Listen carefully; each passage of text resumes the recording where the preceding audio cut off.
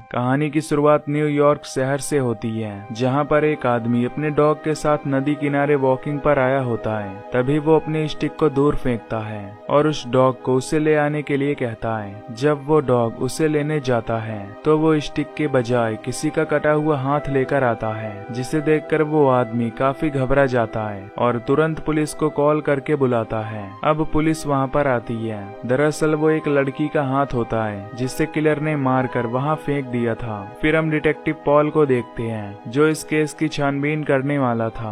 वो पूछताछ के लिए उस लड़की की लैंडलॉर्ड को वहां बुलाता है, जो उसे बताती है कि वो कुछ महीने पहले ही उसके कमरे पर रहने आई थी और वो एक मॉडल थी। साथ ही वो कहती है कि लास्ट टाइम उसने उसे किसी से बात करते हुए सुना था, जो उससे बत्तख की आवाज में बोल रहा था कि वो उसे जान से मार डालेगा। ये सुनकर पॉल उसकी बात पर हंसता है, क्योंकि उसे लग रहा था कि वो झूठ बोल रही होगी, क्योंकि बत्तख की आवाज में इंसान कैसे बात कर सकता है। फिर अगले सीन में हम एक यंग लड़की को देखते हैं, जो साइकिल से कहीं जा रही होती है, पर तभी उसकी साइकिल एक गाड़ी से टकरा जाती है, जिससे उस गाड़ी का मालिक उसे डांटने लगता है और उसे काफी सुनाता है। तभी हम देखते हैं कि वो किलर अब उस लड़की का पीछा कर रहा है। इधर वो लड़की एक शिप के पास पहुंच जाती है ताकि वो समुद्र के उस पार जा सके। तभी उसके पीछे वो किलर भी उस शिप के अंदर आ जाता है। इधर वो लड़की फिर से पार्किंग में आ जाती है, क्योंकि अब वो उस आदमी से बदला लेना चाहती थी,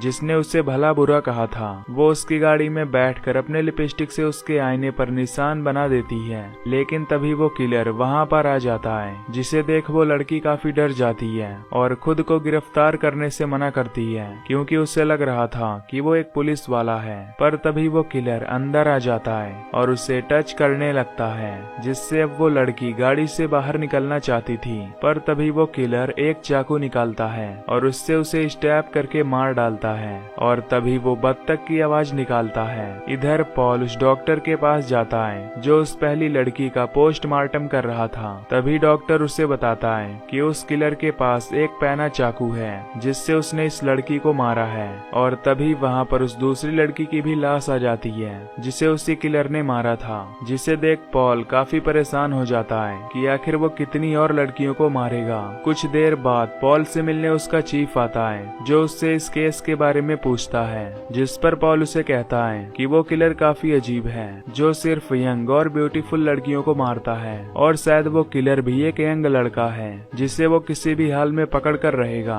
चीफ के वहाँ से जाने के बाद पुलिस वाला पॉल को कहता है कि तुम्हारे लिए एक कॉल है, जो एक बत्तख की तरह बात कर रहा था। पॉल ये सुनकर हैरान हो जाता है, पर वो उससे बात नहीं करता और कॉल कटवा देता है। इसके बाद पॉल एक यूनिवर्सिटी में जाता है, जहां पर वो एक प्रोफेसर से मिलता है और कहता है कि मुझे इस केस में तुम्हारी हेल्प चाहिए। प्रोफेसर उससे कहता है कि क्या तुम उस सीरियल किलर के बारे में कह रहे हो। पॉल ये सुनकर हैरान होता है कि उसे इस केस के बारे में कैसे पता। फिर हम एक आदमी को देखते हैं, जो न्यूयॉर्क की सड़कों पर घूम रहा होता है। तभी उसे एक स्ट्रिप क्लब नजर आता है और वो उसके अंदर चला जाता है। यहाँ पर एक औरत और सारे लोग मर्द थे, जिसे देखकर वो समझ जाता है कि आखिर वो यहाँ पर क्यों आई है। दरअसल इस आदमी का नाम फ्रैंक होता है, जो कि एक मेल प्रोस्टिट्यूट होता है। फिर जब उस क्लब की मॉडल अपने रूम में जाती है, तो तभी वहाँ की लाइट चली जाती है और वहाँ का बल्ब फूटकर उसके पैर में लग जाता है। तभी हम वहाँ पर उस किलर को भी देखते हैं। फिर जब वो लड़की उस किलर को देखती है,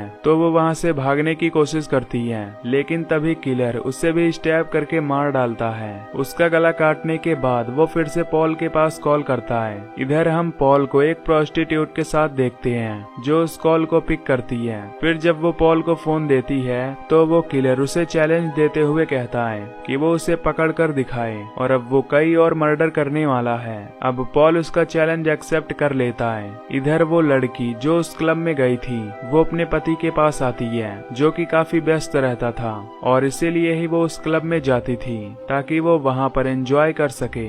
इधर जब डॉक्टर वो कॉल रिकॉर्डिंग सुनता है, तो वो समझ जाता है कि वो किलर उन्हें बेवकूफ बनाना चाहता है। इधर हम उसी औरत को देखते हैं, जो एक रेस्टोरेंट में बैठी होती है तभी उसे देखकर वहाँ पर दो लड़के आ जाते हैं जो उसे छेड़ने लगते हैं। वो वहाँ से जाने लगती है पर तभी वो उसे पकड़ लेते हैं और फिर जबरदस्ती उसे टच करने लगते हैं, जिससे वो लेडी काफी डर जाती है। तभी वो उठकर वहाँ से भाग जाती है क्योंकि वो उसे कुछ ज्यादा ही छेड़ रहे थे। फिर हम एक ट्रेन को देखते हैं जिसमें एक मैरी नाम की लड़की बैठी होती है। तभी हम उसके आगे उसी मेल प्रोस्टिट्यूट को बैठा देखते हैं जो उसे घूर रहा था। तभी मैरी की नजर उसके हाथ पर जाती है जिसकी 2 उंगलियां कटी हुई होती हैं। उसे देखकर वो समझ जाती है कि वो उसके साथ कुछ गलत करने वाला है। तभी वो आदमी अचानक उठकर उसके सामने आ जाता है, जिसे देखकर मैरी काफी डर जाती है और वहाँ से निकलकर भागने लगती है। वो आदमी भी उसका पीछा करने लगता है। तभी मैरी एक जगह पर पहुंचती है और वो आदमी भी वहां आ जाता है जो उसे स्टैब करके जख्मी कर देता है। अगले सीन में जब मैरी की आंख खुलती है तो वो देखती है कि वो अभी जिंदा है क्योंकि कल ही वो हॉस्पिटल में पहुंच गई थी जिससे उसकी जान बच गई थी। तभी वहां पर डिटेक्टिव और डॉक्टर भी आ जाते हैं जो उससे पूछताछ करने आए होते हैं। तभी वहाँ मैरी का बॉयफ्रेंड जैक भी आ जाता है जिसे देखकर वो काफी खुश हो जाती है। वो उसे बताती है कि कल रात उस पर किसी ने बुरी तरह अटैक कर दिया था और अब वो उसे मारने दोबारा आएगा। जैक उससे कहता है कि तुम चिंता मत करो, पुलिस उसकी छानबीन कर रही है। इधर डॉक्टर डिटेक्टिव से बात कर रहा होता है जहां वो उसे बताता है कि हम उस किलर को जल्द ही पकड़ लेंगे क्योंकि अब उस किलर से पहली मिस्टेक हो गई है। उसने उस लड़की को जख्मी ही छोड़ दिया है और वो उसे मारने फिर से जरूर आएगा और तब हम उसे पकड़ लेंगे। इधर रात में हम उसी औरत को देखते हैं जिसके साइड में वो मेल प्रोस्टिट्यूट भी बैठा होता है। फिर वो उसे कुछ पैसे देती है और उसके साथ होटल में जाती है ताकि वो उसके साथ इंटीमेट हो सके।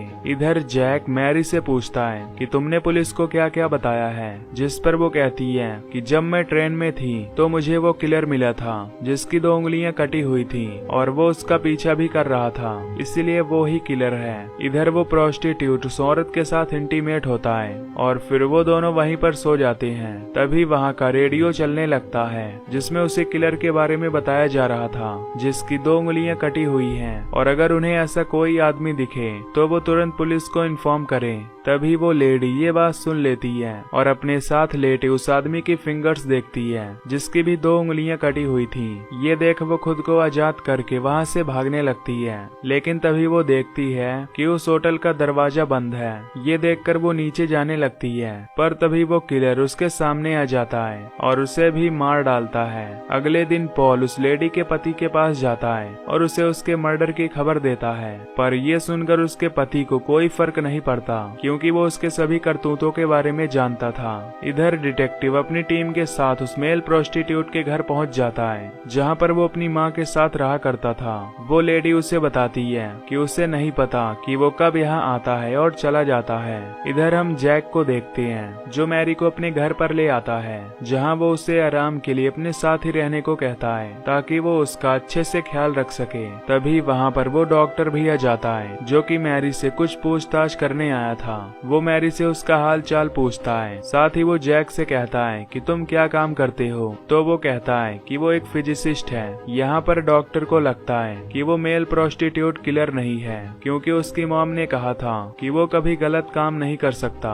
इसीलिए वो किलर कोई और ही है। फिर प्रोफेसर डिटेक्टिव के पास जाता है और उससे भी कहता है कि वो मेल प्रोस्टिट्यूट किलर नहीं हो सकता क्योंकि वो बतख की तरह बात नहीं कर सकता। इधर मैरी को जैक के घर में ऊपर से कुछ आवाज आती है। फिर जब वो ऊपर जाती है तो उसे वहाँ एक बच्चे का रूम नजर आता है। तभी वो मेल प्रोस्टिट्यूट आकर उस पर अटैक कर देता है, लेकिन तभी वहाँ जैक आकर मैरी को बचाता है और वो आदमी वहाँ से भाग जाता है। दरअसल उसने मैरी पर इसीलिए अटैक किया था क्योंकि उसकी वजह से उसका नाम खराब हो रहा था। अब मैरी पुलिस को बुलाकर उनसे सारी बातें बताती है। डिटेक्टिव उसे दिलासा देते हुए कहता है कि तुम चिंता मत करो, हम उसे जल्द ही पकड़ लेंगे। अब उस आदमी को पकड़ने के लिए पूरे शहर में पुलिस फैल जाती है। फिर जब अगले दिन वो किलर डिटेक्टिव को कॉल करता है तो वो उसे ट्रेस करने लगते हैं और उस जगह पर पहुंच जाते हैं, लेकिन वहां पर उन्हें वो किलर नहीं मिलता बल्कि एक रिकॉर्डर मिलता है। तभी वो फिर से डिटेक्टिव को कॉल करता है और फिर उस प्रोस्टिट्यूट को मार डालता है, जिसकी आवाज सुनकर वो सभी काफी परेशान हो जाते हैं। इसके बाद डिटेक्टिव जब उस जगह पर जाता है तो उसे उस प्रोस्टिट्यूट की कटी हुई बॉडी मिलती है, जिससे अब उसे काफी गुस्सा आता है। अगली सुबह उन्हें उस मेल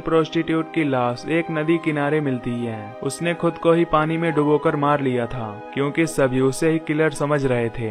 फिर डॉक्टर उसकी लाश को चेक करके कहता है कि इसने सुसाइड की है और ये एक नॉर्मल इंसान ही था। डिटेक्टिव समझ जाता है कि वो किलर अभी भी खुलेआम घूम रहा है। इधर मैरी को जैक के रूम से एक जगह का एड्रेस मिला होता है, इसीलिए वो अब उस जगह पर जाती है जहाँ पर उसे एक बच्ची मिलती है जिसके पास एक नर्स उसे बतख की आवाज में पोएम सुना रही थी, जिसे देखकर वो समझ जाती है कि वो बच्ची जैक की है और वो किलर कोई और नहीं बल्कि जैक ही है। इसके बाद मैरी तुरंत अपने बॉयफ्रेंड जैक के घर जाती है और वहाँ छानबीन करती है। इधर अब उस हॉस्पिटल में डॉक्टर और डिटेक्टिव भी आ जाते हैं जहाँ नर्स उन्हें बताती है कि वो लड़की जल्द ही मरने वाली है। इधर जैक अपनी बेटी को कॉल करता है और उससे बतख की आवाज में बात करने लगता है। तभी ये सब बातें मैरी भी फोन पर सुन लेती है और उसे पता चल जाता है कि जैक ही वो किलर है। वो एक चाकू से जैक को स्टैब कर देती है जिससे वो जख्मी हो जाता है। तभी डिटेक्टिव वहां आकर उसे शूट करके मार देता है